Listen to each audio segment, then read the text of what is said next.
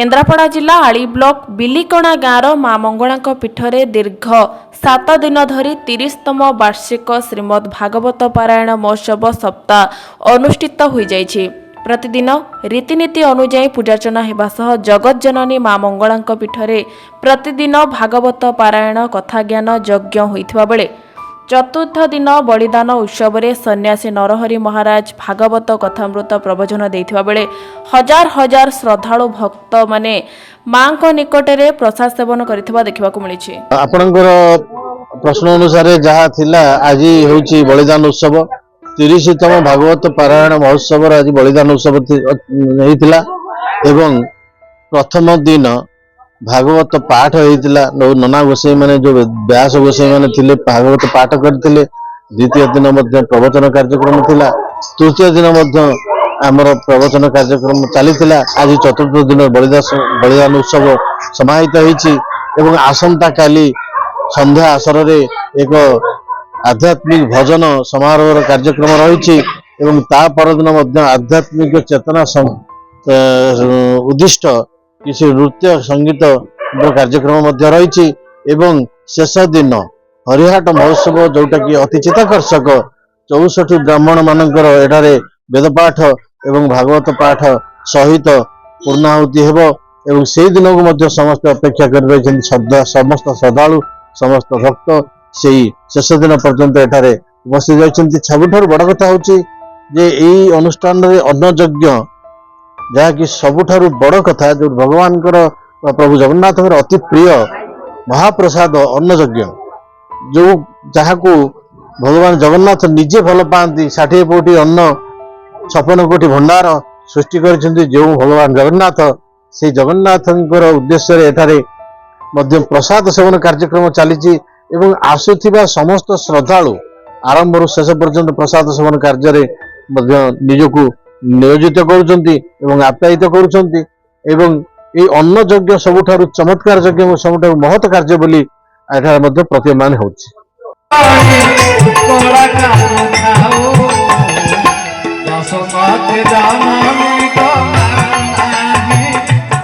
विभिन्न प्रकार खाद्यपान सब रचित होता है एवं सुंदर भाव पुष्पर वृक्ष मान था शाल पियाशाल आउ फल आंब पिजुली जाम इत्यादि इत्यादि जहाँ भी अच्छी संसार रे सबु किछि संपद रे ठुलो होई रहता है।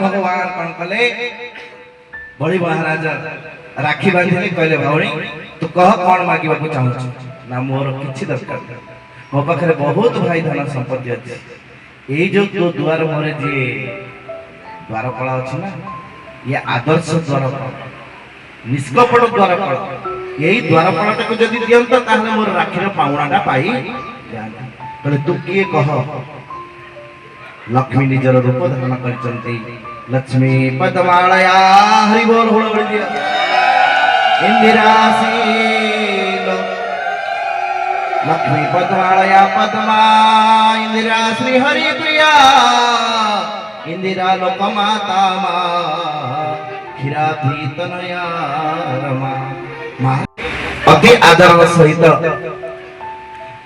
कौन कहले बड़ी महाराज पाखु जीवा लक्ष्मी ठाकुराणी कौन कहले कहले ठीक अच्छे मुझे बुझी गली मो स्वामी को आने मोर बुद्धि आसीगला नारद चलीगला गोटे साधारण नारी वेश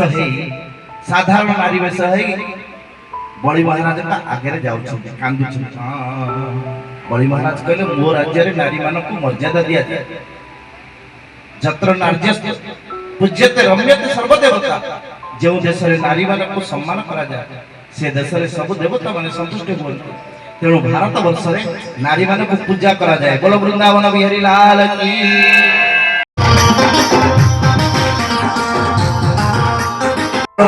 ये नवाल मत मु मझे पड़ी गोटे आखि गलाड़ी आउ गोटे आखि कहीकि दूरे जो जो पढ़ाई सो जीवती। बोलो वृंदावन बिहारी लाल की।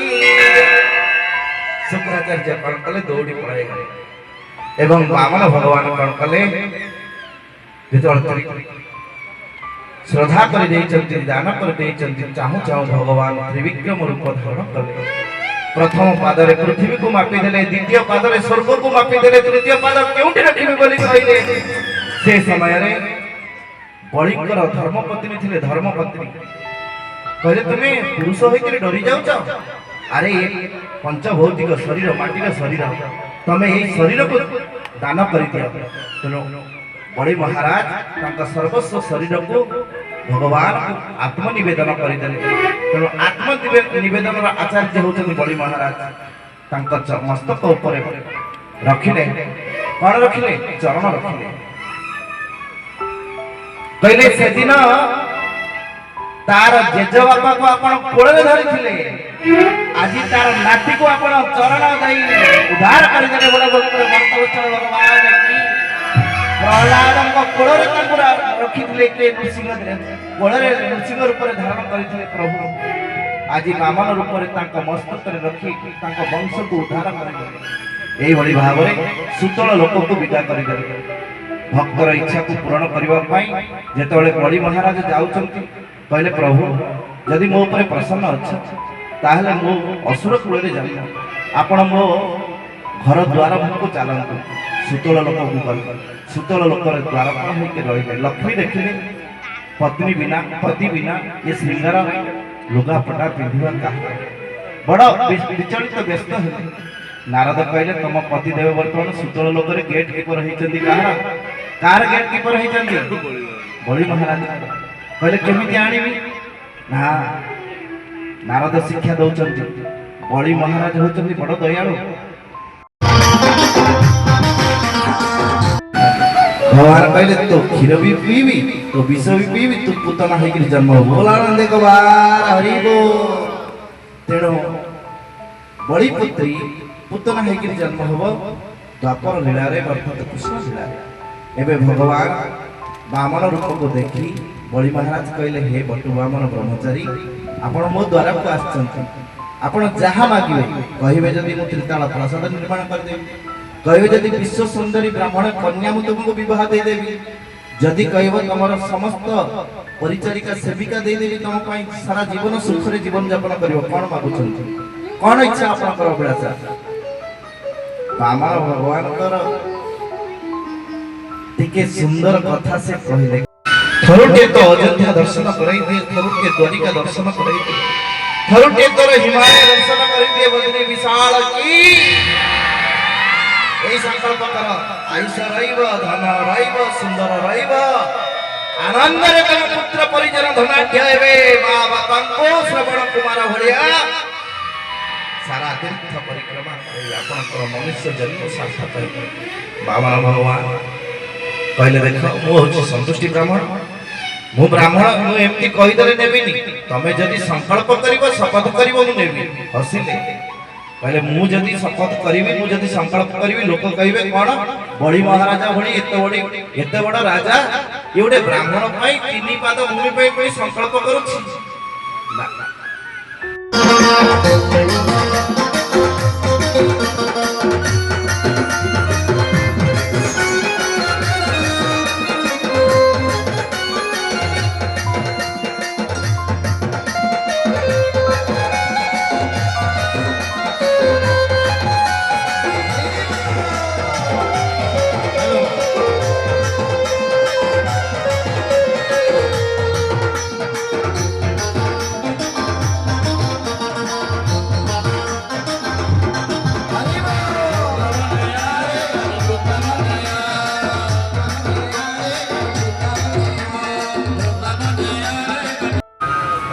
सेदिन सरल सूक्ष्म अति कोमल वस्तु प्रसाद पाइब पेट भरी पाइब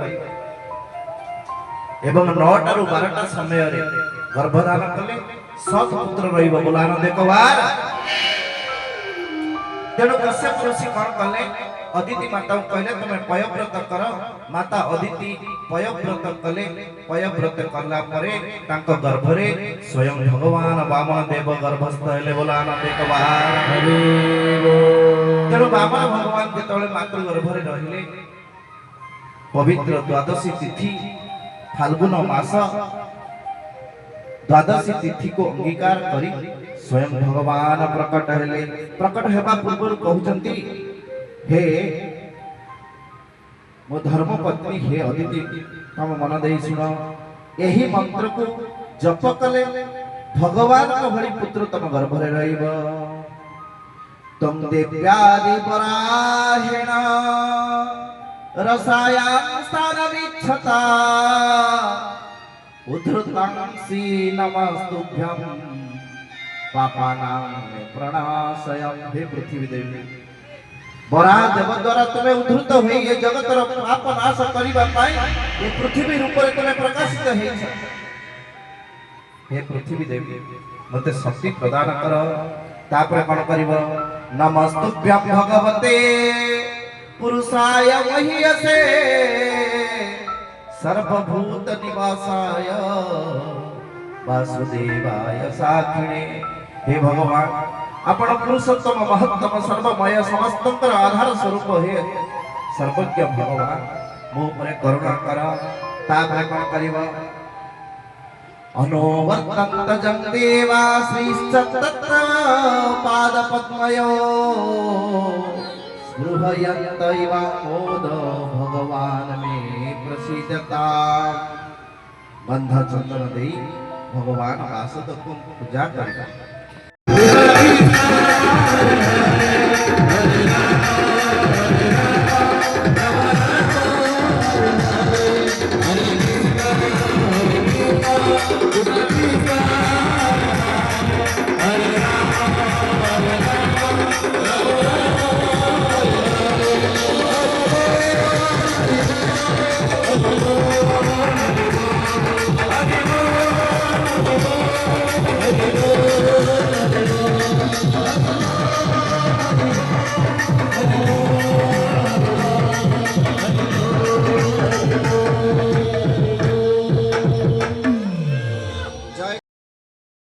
ପଟ୍ଟାମୁଣ୍ଡେଇରୁ ଶ୍ରଦ୍ଧାଙ୍କ ରିପୋର୍ଟ, ଓଡ଼ିଶା ଡ୍ରିମ୍ ଟିଭି।